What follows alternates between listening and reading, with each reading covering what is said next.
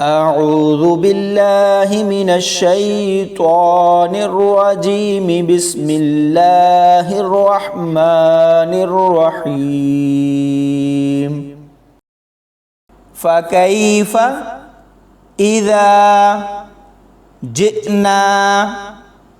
من كل أمة بشهيد وجئنا بك على هؤلاء شهيدا يومئذ يود الذين كفروا وعصوا الرسول لو تسوى بهم الأرض ولا يكتمون الله حديثا يا أيها الذين آمنوا لا تقربوا الصلاة وأنتم سكارى حتى تعلموا ما تقولون ولا جنوبا إلا عابري سبيل حتى تغتسلوا وإن كنتم مرضى أو على سفر أو جاء أحد منكم من الغائط أو لامستم النساء فلم تجدوا ماء فتيمموا صعيدا طيبا فامسحوا بوجوهكم وأيديكم إن الله كان عفوا غفورا ألم تر إلى الذين أوتوا نصيبا من الكتاب يشترون الضلالة ويريدون أن تضلوا السبيل والله أعلم بأعدائكم وكفى بالله وليا وكفى بالله نصيرا من الذين هادوا يحرفون الكلم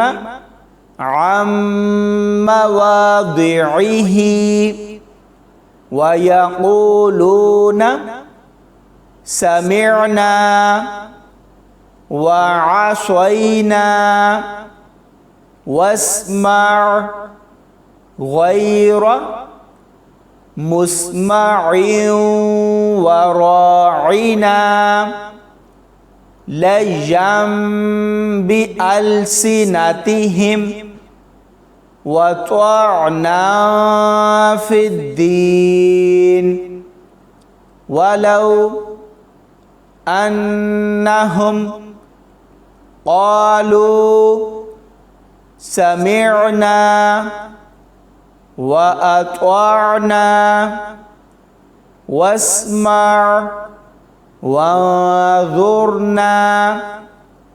لكان خيرا لهم وأقوم ولكن لعنهم الله بكفرهم فلا يؤمنون إلا قليلا يا أيها الذين أوتوا الكتاب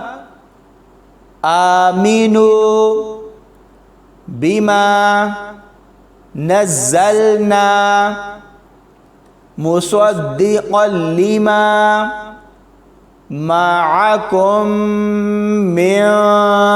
قبل أن نطمس وجوها فنردها على أدبارها أو نلعنهم كما لعنا أصحاب السبت وكان أمر الله مفعولا إن الله لا يغفر أن يشرك به ويغفر ما دون ذلك لمن يشاء ومن يشرك بالله فقد افترى إثما عظيما ألم تر إلى الذين يزكون أنفسهم بل الله يزكي من يشاء ولا يظلمون فتيلا انظر كيف يفترون على الله الكذب وكفى به إثما مبينا صدق الله العظيم.